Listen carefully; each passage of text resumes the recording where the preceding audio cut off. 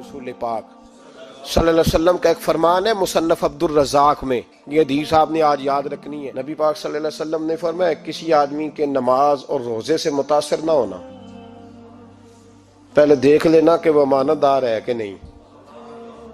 किसी के नमाज रोजे से मुतासिर नहीं होना, पहले देख लेना कि दयानतदार है कि देखना लोगों की जेबों पे कितनी नजरें डालता है। फरमाया बहुत सारे नमाज रोजे वाले धोखेबाजी करते हैं, दयानती न करें, अपने ओहदे का पास रखें, अपने मनसब का ख्याल रखें।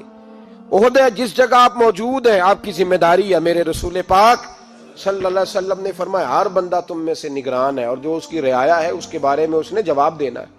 कभी भी बददयानती ना करें। हम लोगों का पहले एतमाद हासिल करते हैं, फिर उस एतमाद को ठेस पहुंचाते हैं। उसका नुकसान पता क्या होता है? दुनिया में सबसे कमजोर शख्स वो होता है जिस पर कोई एतबार नहीं करता। जिसका एतमाद जाया हो जाए वो आदमी बिखर जाता है। कभी भी धोखाधड़ी की पॉलिसी ना बनाए। हम लोगों से मुफादात लेने के लिए अपने रवैये मीठे करते हैं और जब काम निकल जाता है फिर हमारे रवैये बदल जाते हैं। ये धोखा है, ये बददयानती है। इसको अल्लाह रसूल ने पसंद नहीं किया। मेरे नबी पाक अलैहिस्सलाम ने फरमाया जिसमें तीन बातें पाई जाए वो तो मुनाफिक है। अगरचे उलमा कहते हैं यहाँ मुनाफिक इत्कादी मुराद नहीं, मुनाफिक अमली मुराद है, लेकिन हुजूर ने फरमाया मुनाफिक है। या रसूलुल्लाह कौन? फरमाया वो बंदा जब बात करे तो झूठ बोले, जब वादा करे तो मुखालफत करे, जब अमानत रखी जाए तो बददयानती करे। ये तो बंदा मुनाफिक है।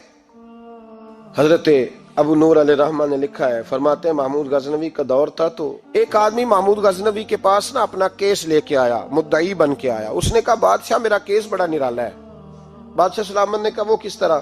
कहने लगा ये मेरे पास एक थैली है, मैं ना सफर पे जाने लगा तो ये थैली पूरी हीरों की भरी हुई। फलां इलाके के जो काजी साहब है ना, मैं जाती दफा मैं कहीं सफर पे जा रहा था तो मैं उनके पास छोड़ गया कि रास्ता लंबा है, कहीं कोई मुझसे छीन ना ले, हीरों की भरी हुई थी। कुछ दिनों के बाद मैं वापस आया हूं, काजी साहब ने मुझे थैली वापस की है तो इसमें हीरों की बजाय खोटे सिक्के निकले। अब मैंने काजी साहब से कहा है तो काजी साहब तो मेरे गिरेबान तक आते हैं, वो कहते हैं बता कहीं से फटी है, खुली है? वो जिस तरह टांके लगा के तूने सी थी उसी तरह लगे हुए हैं कि नहीं? तो हुजूर लगे भी बिल्कुल उसी तरह है, ना फटी है ना खुली है। अब मैं लुट गया हूं, मेरी कुल उम्र की कमाई जाया हो गई, खोटे सिक्के कहां और हीरे कहां?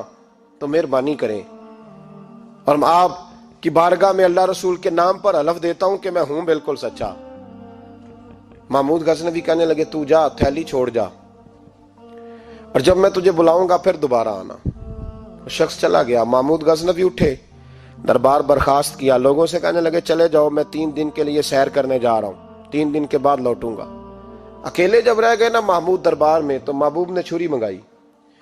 वो जिस तख्त पे बैठते थे वहां गद्दा बिछा हुआ था, ये गद्दा पड़ा है ना, वो गद्दा बिछा हुआ था। महमूद ने छुरी के साथ उसको फाड़ डाला और छुरी जेब में रखी निकल गए। कहने लगे मेरे बाद कोई मेरे दरबार वाले इहाते में दाखिल ना हो। महमूद चले गए। अब वो सफाई करने वाला जब आया ना, उसने आके देखा तो गद्दा तो फटा हुआ है। उसने शोर डाल दिया, पहरेदार भी आ गए, फलां साहब भी आ गए, फलां साहब। उसने कहा ओ खुदा के बंदो उसका गद्दा फट गया है, वो तो मार डालेगा।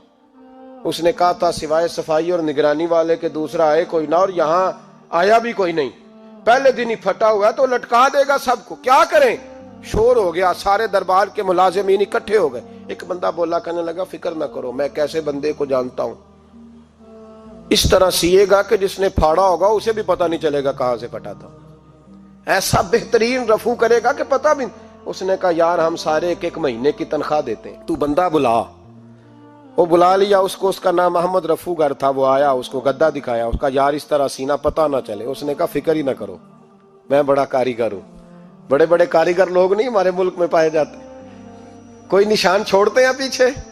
बड़े कारीगर का पैसे होने चाहिए, बड़े बड़े कारीगर बंदे। आप यकीन करें ऐसा ऐसा फलसफा, ये उम्रा इबादत है ना, सरकार दो आलम सल्लल्लाहु अलैहि वसल्लम की बारगाह की हाजिरी बड़ी नेमत है ना।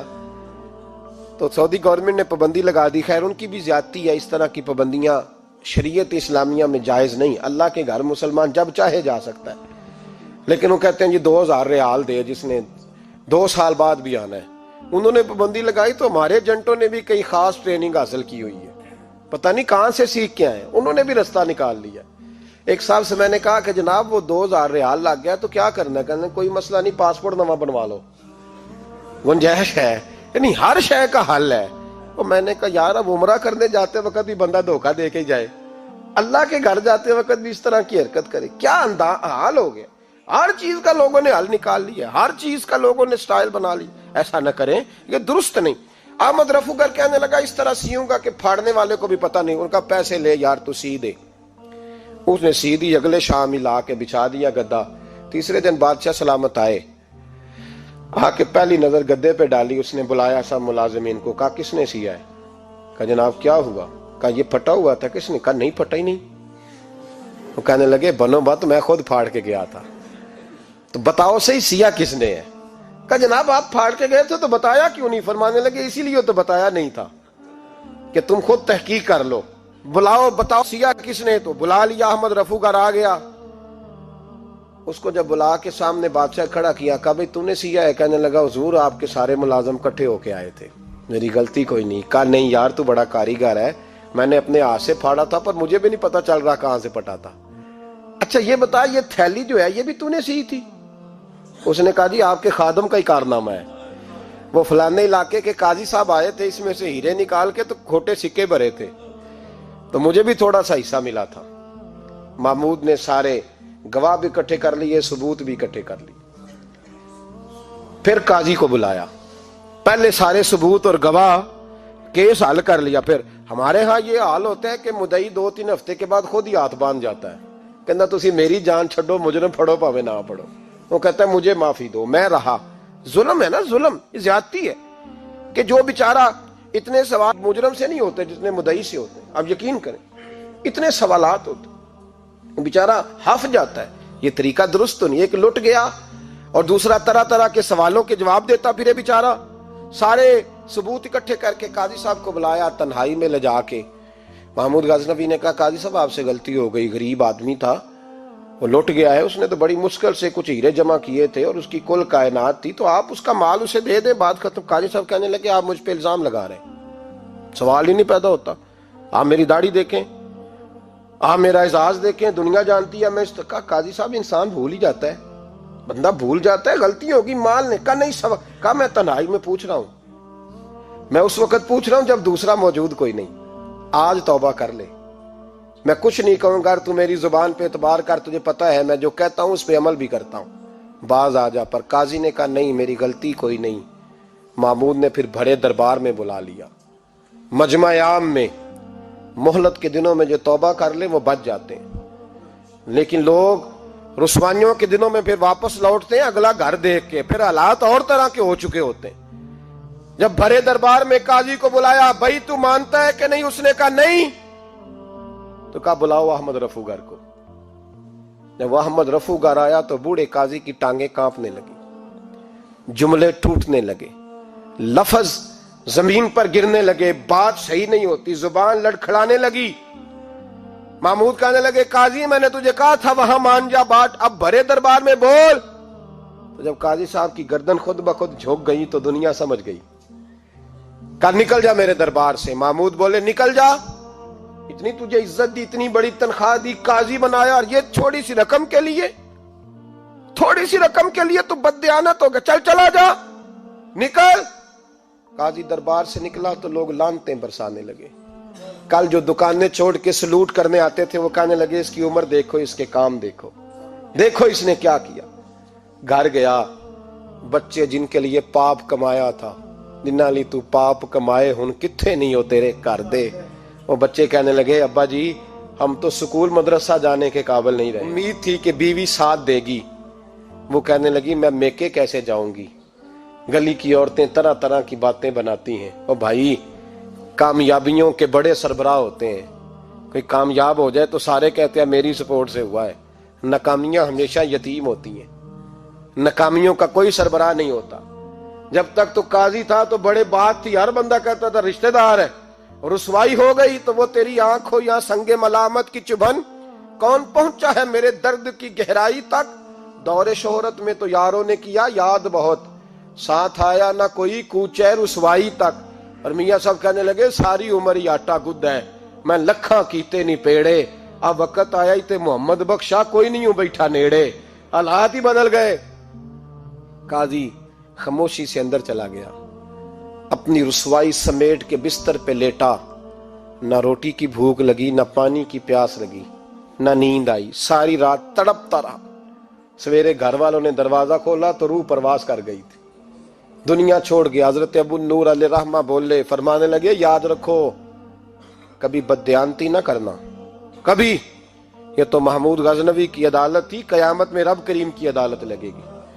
और फरमाया वहां तो गवाही देने वाला अहमद रफूगर था, कयामत में तो तुम्हारे अपने हाथ पैर गवाहियां देंगे, हमारा अपना वजूद गवाही देगा। और फरमाया यहां तो लानते दुनियादार बरसाते थे, वहां फरिश्ते होंगे। और काजी को तो मौत आ गई थी, कयामत में तो दोबारा मौत भी कोई नहीं आएगी, वहां तो रहना है और सहना है। इतनी बददयांती मुआशरे में, इतनी बददयांती हर जगह। उस मुआशरे का भी कुछ बनेगा जहां दवाई भी खालस ना मिले, या दवाई में भी बददयांती हो। लोग अपने बच्चे को ऑक्सफोर्ड यूनिवर्सिटी में पढ़ाने के लिए गरीबों के बच्चों के रगों में जो दवाई उतारे वो भी 2 नंबर। इतना बड़ा भी को बददयानत मुआशरा होता है कि लोग यहां तक धंधा करें, यहां तक कि लोग लोगों की जिंदगियों से खेल जाएं और हमें एहसास तक ना हो कि कोई मर जाएगा, कोई डूब जाएगा, क्या बनेगा। और जिसने वो अपनी रजिस्टर की दवाई की, उसने 2-4 लाख रुपया लिया और उसने ये नहीं सोचा कितने इंसान मेरी वजह से मरेंगे। कत्ल सिर्फ ये तो नहीं होता गोली मार के मार देना, लोगों की जिंदगियों से लोग खेल जाते हैं, लोग तबाही कर जाते हैं, लेकिन बददयांती से बाज नहीं आते। मेरे रसूल पाक अलैहिस्सलाम के गुलामों, नबी पाक सल्लल्लाहु अलैहि वसल्लम ने जरा सी बददयांती, और सहाबा का ये मिजाज था, इतनी सी भी कभी उनसे गलती होती तो तड़प